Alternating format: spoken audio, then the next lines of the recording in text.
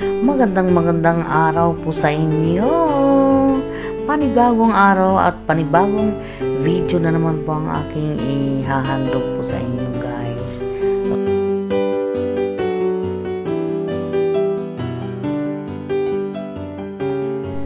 Papunta po kami sa school na papasukan ng aking anak, guys.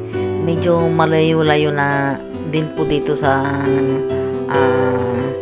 bahay ng anak ko, pero okay na lang din po at may train po naman. At yung terminal po ng train station ay malapit lang po doon sa papasukan niya. Iro-road tour ko po kayo habang bumibiyahe po kami papunta doon sa school.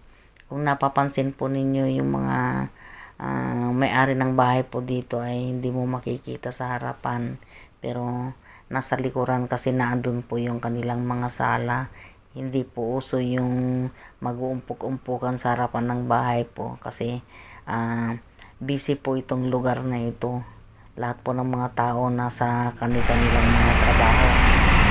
Nandito na po kami sa school na kung saan mag-i-enroll ang aking anak. At ito po yung hallway nila. At ito po yung kanilang opisina. At ito po yung mga pagpapraktisan po nila na mga mannequin, guys. Ayan. Ayan.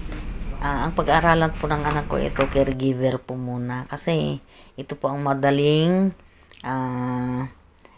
tatanggapin po sa trabaho dahil ito po ang in-demand sa ngayon dito sa Australia. Saka na lang po siya mag-aaral ng mga katulad ng gusto niyang kurso na accountancy pagka may naipon na po siya, dahil hindi po basta-basta tuition fee po dito. Dito na lamang po. See you on my next vlog. Don't forget to like, share,